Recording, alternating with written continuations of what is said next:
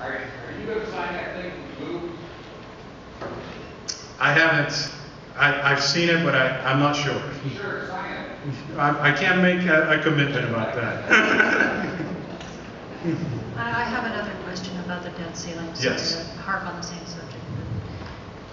I just don't understand how raising the debt ceiling is not just giving yourselves permission to borrow more. And if you do that, why enact spending cuts? It's contradictory. No, it is giving us permission to borrow more, but the problem is that we have expenses. Every single day, right now, every single day, there's 10,000 new people retiring and going to Medicare and Social Security. Every single day.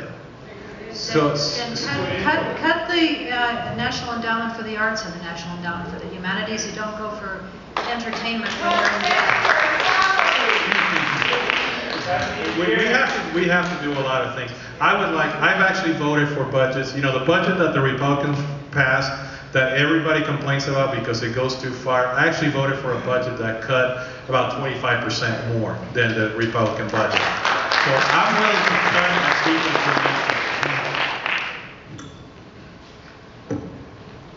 Go Broncos. Can you hear me? Yeah, you can pick it up. Well, thanks, Congressman, for coming to this Tea Party, because there's not too many that would do this in Congress. Yeah. I think our problem is the way the founding fathers set up our republic. It was a pyramid. All power was at the base, and as you go up the pyramid from city, county, state to the federal government, power is supposed to diminish. But the powers that be has turned that pyramid on its tip. All power resides with the federal government. By the time they get down to us, we're irrelevant. The people in Washington, in my opinion, think we're stupid. They think they can mind the people's business better than the people can mind it themselves. They think they're the shepherds, and somehow we're the sheep. And I think that's why they resent the Tea Party so much, is because the Tea Party is not on their knees, they're on their feet. And they're making themselves known, and the powers that be don't like that, because they can mind our business better than we can. They know what's best. Am I wrong? I'm just going to disagree with one thing you said. I don't think people in Washington think you're stupid. I think they think you're not paying attention. And there's a difference. They think that people like you, at the Tea Party, they woke up for the 2010 election, and then they're going to go right back to sleep for the 2012 election, and they're going to ignore what you're doing. Not because you're stupid, but because they realize that you're busy. You have busy lives. You have jobs, you have families, you have all these things. So that's why it's important that you remain strong and you stand up for your values. That is super important, because they need to see. If you remember in the 2010 elections, they kept saying that this was going to be an overnight thing, and we were not going to win the Republican majority in the 2010 election. If you think about what happened in Idaho, all the newspapers said that I was going to get killed because everybody thought that my opponent in the general election was so popular and all that stuff, because they thought you guys were going to fall asleep at the wheel. Again, not because you're stupid, but because they realized that you have other important things to do in your life. So you need to stand up, be counted, and do things like this Tea Party meetings, and get together, write your congressman. But it's important that you also get people energized in other areas. Because if I hear from 100 of you about what you want me to do on the debt ceiling, I already know that I'm pretty much with you on that issue. You need to get your friends and other people from other states to write their congressman. Because in Idaho, it's funny. I come here and you guys are attacking me because I'm not doing enough. Back in Washington, they think I'm a crazy radical who's going too far. So in Idaho, you guys agree with what I'm doing. We have people in Washington right now that are living in some states that most of their town hall meetings, they have people yelling at them because they're cutting their Medicare. They're doing this, they're doing that. And that's what we need to we need to make sure that it's not just in places like Idaho that we have the Tea Party strong. We need to have it everywhere. Well, that's what I was talking to my wife. The Congress doesn't govern anymore. They pander. They get one pressure group off another pressure group, one minority group off another minority group, all off against the majority. That's not government. They appeal to the worst instincts of the American people: greed, envy, the desire that which they haven't earned. So they pander. It almost becomes like they're prostitutes, and the republic is at stake. I mean, I don't see how we can save the republic only at the state level. I don't see how we can do it at the federal level. And we can. And we can do that by actually giving back the authority that the states have over most issues. Thank you. Thank you.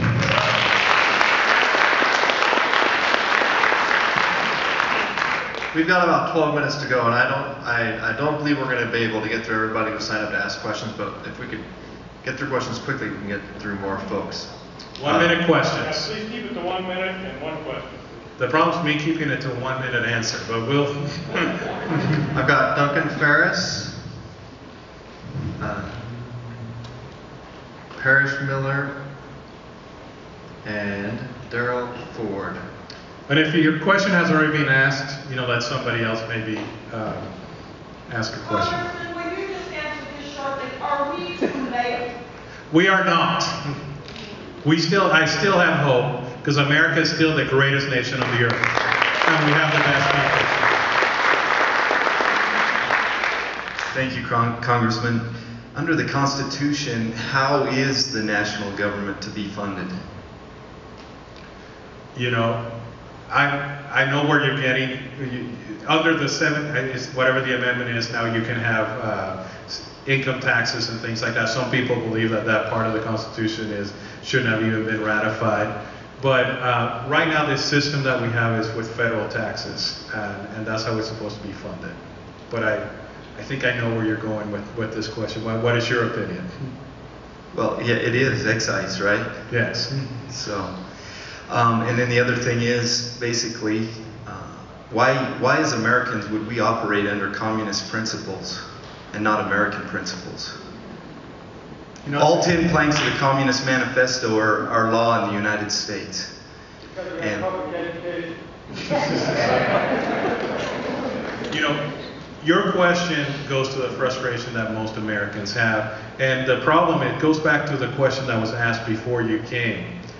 We have too many people. Right now, we have 49% of the people not paying any taxes at all. And all they're doing is they're receiving benefits.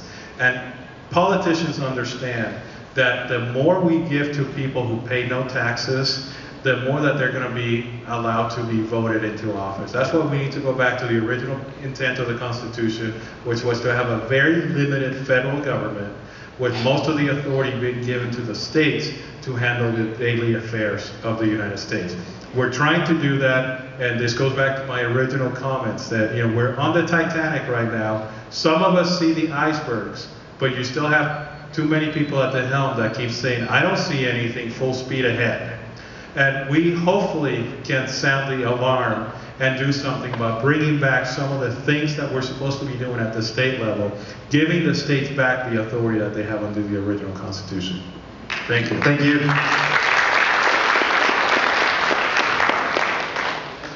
Hello. If an irresponsible person maxes out their credit card, it would make no sense to increase their credit limit while at the same time demanding that they not go into any more debt. Isn't the most effective way to balance the budget simply to refuse, under any conditions, to give the government the ability to borrow money? If they can't borrow money, then aren't they forced to balance the budget?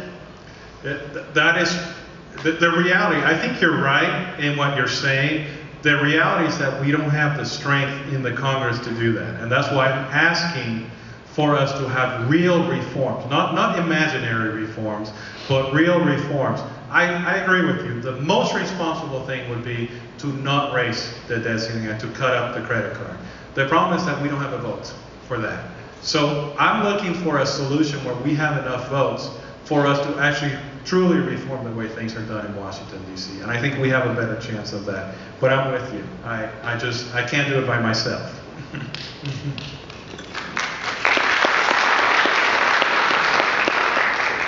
Congressman Labrador. How are you? Raul. Hey, last September, I believe you were at Lake Lowell. Yes. I was there also. The news media said they were going to take the use of Lake Lowell away from the people. And now they're trying to do it. yes, I went to their open house here just last weekend. And I got to talk to some of the, what are they, rangers or whatever they are. And anyway, we got, the workshop that I attended was supposed to be part of their comprehensive, which means it's all encompassed. And we got a very little bit of what we did as far as the brainstorming into their plan so far. I was kind of upset about it, and they didn't seem to think it was very much. But we got to talking to them, we got on a friendly basis and got to talking to them.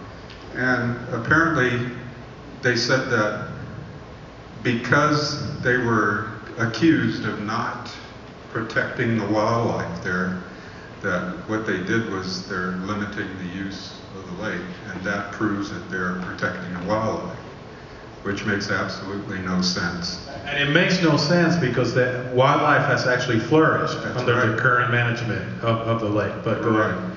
It has flourished completely, but I think when we got to talking some more, and they said the only way that they can be stopped is Congress changes the law for the wildlife refuges. You know, the Idaho delegation right now this is one of our #1 issues, and we're going to work together on a solution. We all have different ideas. It's almost like every office has a different idea of how to deal with it. And what we want to do is have a united front, so all 4 offices work on the same issue instead of having 4 different bills that are competing against each other. Believe me, this is concerning and it's upsetting, because they went through a process where they claimed that they listened to the people, and they really didn't listen to anybody. And they're claiming that they're using science when we know that wildlife is actually growing and flourishing, and it's living side by side with human uses of the lake. And what they're doing is they're using social sciences instead of actual science. So we need to make sure that we do something, and believe me, it's one of my top 2 or 3 priorities for this year, and I will work with the rest of the delegation to see what we can do. Thank you very much. Thank you.